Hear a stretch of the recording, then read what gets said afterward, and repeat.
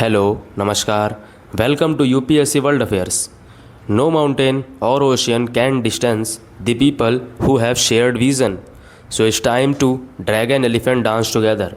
ये स्टेटमेंट रही है शी जिनपिंग की एससीओ समिट से आई है, जब इंडिया और चाइना के बायलैटरल मीटिंग चल रही थी। सो रिसेंटली चाइना ने एससीओ के 25th समिट को होस्ट किया अपने तिनजियान शहर में, जहाँ पे लगभग 20 कंट्रीज़ के मेंबर, जिसमें 10 मेंबर कंट्रीज़ और 10 पार्टनर और ऑब्जर्वर कंट्रीज़ शामिल थे, जिसके साथ साथ 10 इंटरनेशनल ऑर्गेनाइजेशन जैसे यूएन और यूएन के secretary general Antonio Guterres, Eurasian economic union और सीएसटो ये भी प्रेजेंट रहे। ऐसे कुछ और 8-10 इंटरनेशनल ऑर्गेनाइजेशंस प्रेजेंट थे वहाँ पे। बात करें अगर शंघाई कॉरपोरेशन ऑर्गेनाइजेशन की, तो ये ग्रुप 2001 में बन करके रेडी होता है, जिसमें उस समय China, Russia, Kazakhstan, Uzbekistan, Kyrgyzstan और तजिकिस्तान जैसे कंट्रीज़ थे।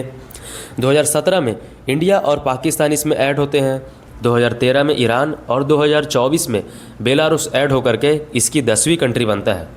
Shanghai corporation organization currently world की 24% जीडीपी को होल्ड करता है, साथ ही साथ लगभग 44% पॉपुलेशन भी है।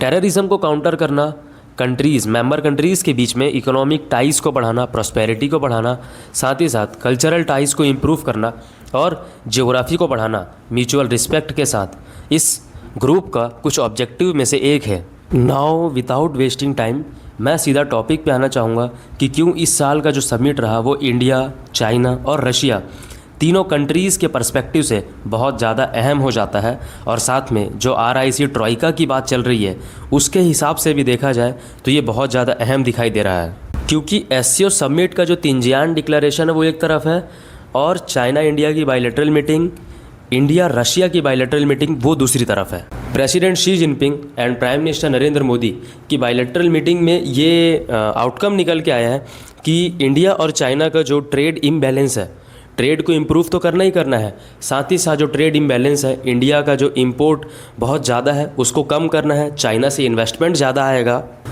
प्लस मल्टीपल मैन्युफैक्चरिंग हब्स बनाए जाएंगे, जिससे कि इंडिया भी चाइना को एक्सपोर्ट करके अपने ट्रेड इम्बैलेंस को कम कर सके। Mutual trust, respect and harmony, ये तीन वो मेन बातें रही जो प्रधानमंत्री मोदी ने अपने counter part which means China के सामने रखी। चाइनीज़ काउंटर पार्ट ने भी उतने ही सम्मान के साथ इन बातों को एक्सेप्ट करके कहा कि we must resolve our border issues as soon as possible so that हमारे रिलेशंस और इम्प्रूव हो सकें।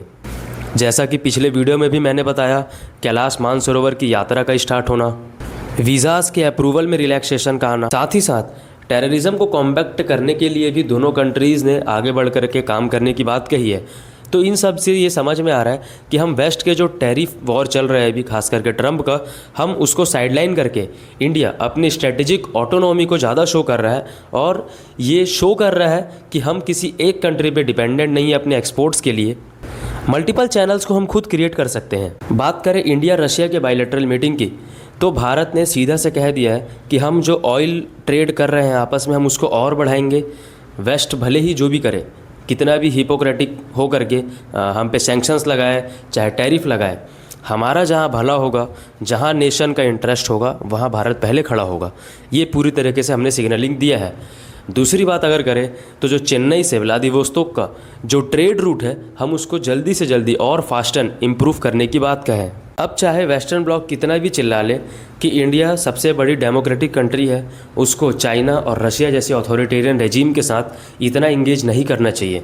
इंडिया को शेम ऑन यू, ब्ला ब्ला ब्ला, जो भी कुछ कहा गया, इंडिया ने उन सब को साइडलाइन करके सीधा ये मैसेज दिया है कि स्ट्रेटेजिक ऑटोनॉमी सबसे प्रायर है और नेशनल इंटरेस्ट सबसे सुप्रीम है, क्योंकि 2047 इंडिया का विज़न है एज अ डेवलप्ड इकोनॉमी कहलाना। साथ ही साथ प्रधानमंत्री मोदी जी ने प्रेसिडेंट शी जिनपिंग को अगले साल इंडिया जो ब्रिक्स की समिट को होस्ट करने वाला है उसके लिए इनवाइट भी कर दिया है और व्लादिमीर पुतिन नेक्स्ट मंथ दिसंबर में इंडिया में विजिट करने वाले। भारत के लिए अगर एससीओ में कोई बड़े 3 टेक अवेज रहे तो पहला ये रहा कि भारत पहलगाम अटैक को लेकर के कंसेंसस बिल्डिंग करने में सक्सेसफुल रहा। भारत ने सक्सेसफुली सभी पार्टनर कंट्रीज़ के साथ, सभी मेंबर कंट्रीज़ के साथ इस डिक्लेरेशन पे साइन करवा लिया कि पहलगाम अटैक बहुत ज़्यादा ही निंदनीय था। सामने पाकिस्तान भी बैठा था, चाइना भी था, लेकिन सभी को साइन करना ही पड़ा। तो ये एक प्रकार की डिप्लोमेटिक जीत है भारत की, जो लास्ट टाइम हमको एससीओ के डिफेंस मिनिस्ट्री की जब मीटिंग हुई थी उसमें हमको देखने को नहीं मिली थी। हमारे डिफेंस मिनिस्टर राजनाथ सिंह ने पेन डाउन करके इसकी बहुत ज़्यादा निंदा की थी। दूसरा सबसे मेजर टेक अवे भारत के लिए है कि भारत के गुड को एक्सपोर्ट करने के लिए एक अल्टरनेटिव मार्केट को खोजा जाएगा। मतलब भारत जहाँ से भी उसको टैरिफ लग रहा है या जहाँ भी दिक्कतें आ रही है, तो भारत के गुड के लिए एससीओ के मेंबर के दरवाजे खुल जाएंगे, जिससे कि भारत अपने गुड्स को एक्सपोर्ट कर सकता है एससीओ मेंबर कंट्रीज़ में। थर्ड ये है कि एससीओ अपना खुद का बैंक बनाने जा रहा है, जिससे कि मेंबर कंट्रीज़ को लोन मिल सके, आपस में ट्रेड बूस्ट हो सके और कहीं हद तक डॉलर पे डिपेंडेंसी भी कम हो सके। हाउएवर ये वाला एससीओ समिट भारत के हिसाब से देखा जाए तो बहुत ही फ्रूटफुल रहा, लेकिन हम जब डील कर रहे हैं चाइना जैसी कंट्रीज़ के साथ तो हमको थोड़ा बहुत सतर्क रहना भी ज़रूरी है, क्योंकि चाइना पाकिस्तान को सपोर्ट करने के मामले में बिल्कुल चुप रहा। दूसरा, बॉर्डर चाइना और भारत लगभग 3400 किलोमीटर से भी ज़्यादा लंबा बॉर्डर शेयर करते हैं, जिसमें कंटेस्टेशन अभी भी बना हुआ है, पूरे हद तक सॉल्व नहीं हुआ है। चाइना अभी भी अरुणाचल प्रदेश के कुछ भाग को या पूरे अरुणाचल प्रदेश को ही अपना खुद का भाग मानता है। तीसरा सबसे बड़ा कंसर्न ये है कि एससीओ की अभी भी ऑफिशियल लैंग्वेज रशियन और मैंड्रीन है, जबकि बाकी अदर इंटरनेशनल ऑर्गेनाइजेशंस की एक ऑफिशियल लैंग्वेज होती है, किसी कंट्री पर्सपेक्टिव लैंग्वेज नहीं होती। तो ये भी एक कंसर्न है कि भारत किस प्रकार से इस चीज़ को हैंडल करता है, और जो चाइना एससीओ को एज अ चाइनीज़ पर्सपेक्टिव से देखता है और ये सोचता है कि ये चाइना लेड ग्रुप है, तो भारत कैसे इसको डिप्लोमेटिक तरीके से हैंडल करेगा, वो भी एक चैलेंज है। तो ये था पूरा रीसेंट एससीओ समिट का पूरा ब्रेकआउट। अगर आपको किसी और टॉपिक में वीडियो चाहिए तो आप कमेंट सेक्शन में ज़रूर बताएं, और अगर आपको इंडिया रशिया के लिए अलग से वीडियो चाहिए तो मैं उसके लिए भी ज़रूर लेके आऊँगा। आप कमेंट सेक्शन में बताना ना भूलें। तब तक के लिए धन्यवाद। जय हिंद।